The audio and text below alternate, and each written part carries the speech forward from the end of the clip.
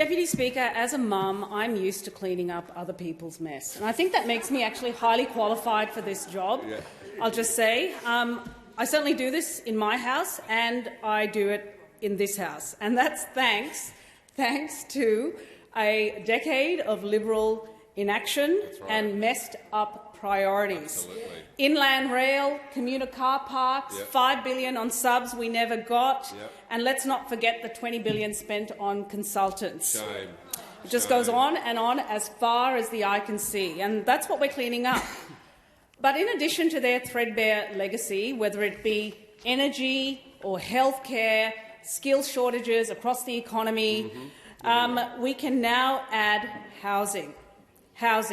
Their waste was, as the Prime Minister said, radioactive. Takes forever to clean up, and housing is no exception.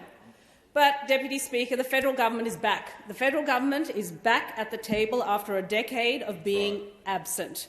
And we are here to work with our state and territories and indeed with local councils to solve this housing crisis, because we can't afford not to. Housing is foundational. It is a prerequisite to security and to prosperity, and right now there are far too many Australians in Higgins and elsewhere who are spinning their wheels in search of a roof over their head. And the answer, Deputy Speaker, is supply. It is supply, supply, supply. Housing, the number of housing dwellings peaked in 2016, and supply has been in free fall ever since, because the Liberals vacated their role of leadership. Now, what does housing supply actually look like? I have had the privilege of seeing this in action. This is what happens when the federal government steps in. With $400 million, the Albanese government has helped build social and affordable housing in my own electorate.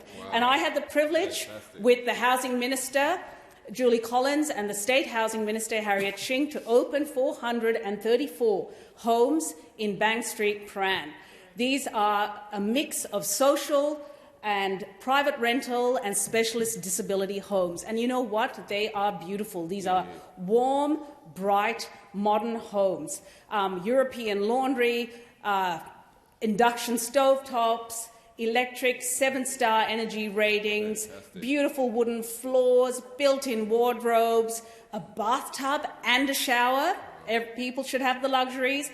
And I had the privilege of speaking to Emma. Emma is an 80-year-old woman who has been on the public housing waiting list for about 3 years. And she finally got this home, and she felt like she had hit the jackpot. She has moved in, she cares for her cat, and she is connected to her community. Why? Because we want to see homes built in areas where essential services are present, as well as public transport. And places like Prahran in the inner city are ideal in that regard. And how are we doing that? We're doing that by incentivising, dangling a lot of carrots. In fact, $25 billion worth of carrot in front of the states. That's a lot of carrot. Thank you, member for Bennelong. That's a lot of carrot, and that's going to be over the next 10 years. And one of those carrots is the $3 billion New Homes bonus. This is a performance-based provision of funding to the states to stimulate housing. In addition to that, we have the $2 billion Social Housing Accelerator. This money was released to the states in June of last year. They have 2 years to disperse these funds.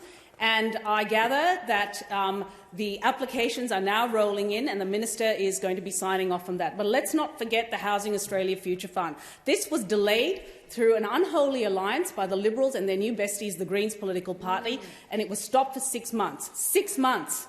That is not trivial when people are living in tent cities, many of them in Liberal electorates. And they have the temerity to come into this House and lecture us on what we are not doing for housing.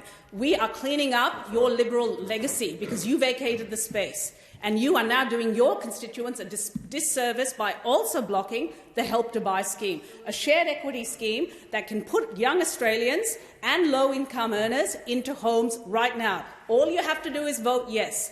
And that shared equity scheme means that the government will stump up 40% of the purchase price for new homes and 30% for existing homes, significantly reducing mortgage repayments and the deposit. Don't lecture us, just vote yes.